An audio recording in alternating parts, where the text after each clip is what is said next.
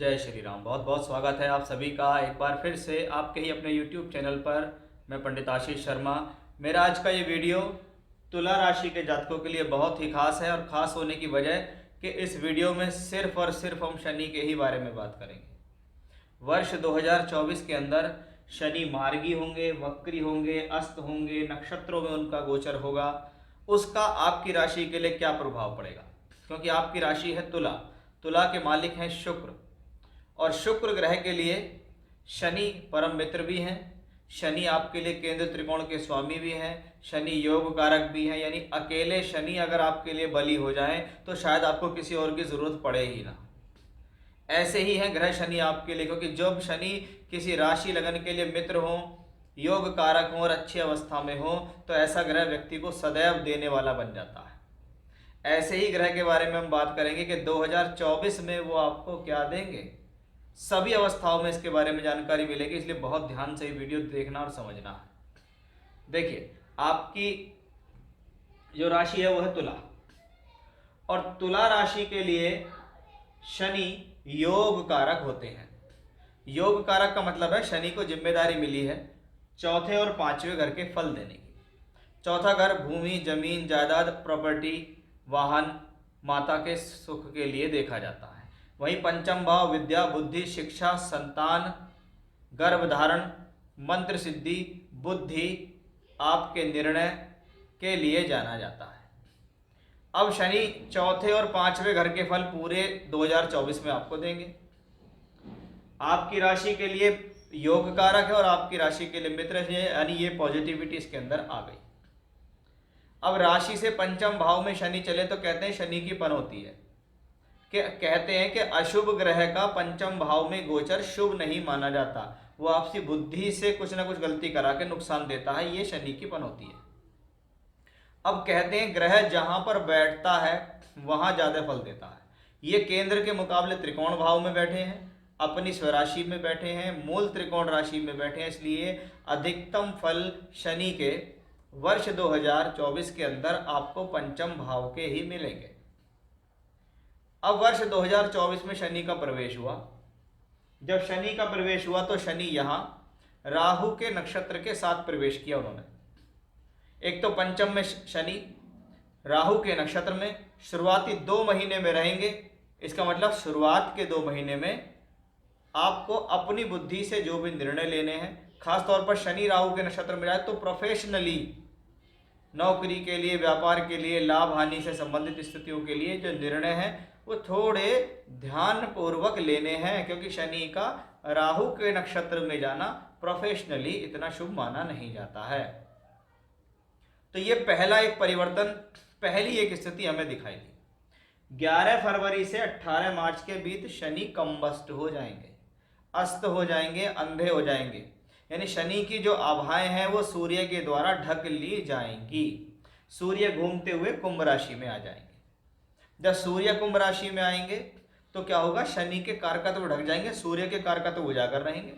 तो सूर्य यहां से बैठ के लाभ भाव को देखेगा, यानी सोर्स ऑफ इनकम तो बना रहेगा, लेकिन आपके द्वारा किया गया जो एफर्ट्स है, जो आपकी बुद्धि, आपका ज्ञान, आपके निर्णय, आपका संघर्ष है, वो कुछ एक महीने के लिए स्थिर होता दिखाई देगा। डाउनफॉल पे नहीं ले जाएगा, लेकिन स्थिर होता दिखाई देगा। आपको ऐसा लगेगा कि अब कुछ समय के लिए स्थिरता आ गई है, रुक गया है समय, कुछ एफर्ट्स जो है पूरे काम नहीं आ रहे, पूरी तरीके से इस जो सिचुएशन है वो निकल के बाहर नहीं आ रही है। सिर्फ 1 महीने 4 दिन तक ऐसा रहने वाला है। जैसे ही 18 मार्च के बाद शनि उदय होंगे, तुरंत ही शनि का बृहस्पति के नक्षत्र के अंदर प्रवेश हो जाएगा। वो होगा पूर्वी भाद्रपद नक्षत्र, और पूर्वी भाद्रपद नक्षत्र है बृहस्पति का नक्षत्र। बृहस्पति क्या है, धन के कारक कहे जाते हैं। अब शनि एक सौम्य ग्रह बृहस्पति के नक्षत्र में अपनी राशि में चलता है, इसका मतलब है कहीं ना कहीं बृहस्पति की सौम्यता शनि को मिलेगी। ये पूर्वी भाद्रपद नक्षत्र है। अगर देखा जाए तो तुला राशि के लिए बृहस्पति मित्र नहीं है, लेकिन नक्षत्र में जाना उसके लिए अशुभ भी नहीं है, क्योंकि वो खराब भावों में नहीं गया। अगर ये किसी खराब अशुभ भाव में बैठता तब बृहस्पति के नक्षत्र में जाता तो शायद ज्यादा नुकसान देने वाला बन जाता आपके लिए। अगर हम बृहस्पति को देखें तो मई 2024 तक बृहस्पति रहेंगे यहां,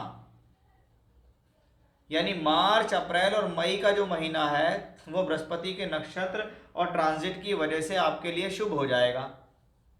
ये स्थिति साफ समझ में आती है। वहीं बाद में बृहस्पति अष्टम भाव में जाएंगे और यहां से बैठकर सीधे धन भाव को देखेंगे, शुभ ग्रह की दृष्टि, यानी यही शनि बृहस्पति के गोचर होगा तो दूसरे घर पे जाएगा, शनि की दृष्टि जाएगी तो दूसरे घर पे जाएगी। यानी मई के महीने के बाद सोर्स ऑफ इनकम के हिसाब से, धन के हिसाब से, पैसे के हिसाब से स्थितियां और अधिक मजबूत होती नजर आएंगी।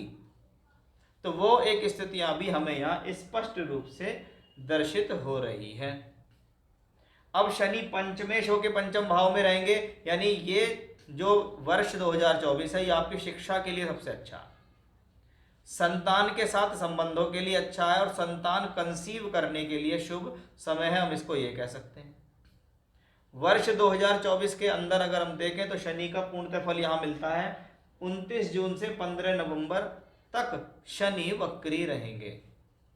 पहली बात, त्रिकोण भाव में बैठा है, अपनी राशि में बैठा है, मूल त्रिकोण राशि में है, योग कारक है और राशि का मित्र है, इसलिए शनि अगर वक्री हो भी जाएगा ना तो कोई बहुत बड़ी समस्या नहीं आएगी।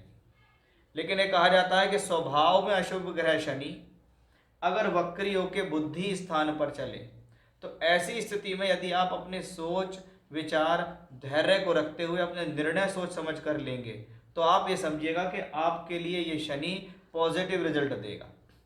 ये पंचम भाव बुद्धि का, तो बुद्धि से मिलने वाला अचानक धन, अचानक लाभ, फॉर एग्जाम्पल स्टॉक मार्केट्स में मिलने वाला अच्छा धन भी हमें इसी शनि की वजह से दर्शित होता दिखाई दे रहा है। यानी शनि अगर उस दौरान अगर वक्री होंगे तो एक पॉजिटिव वाइब्रेशन ही होगी।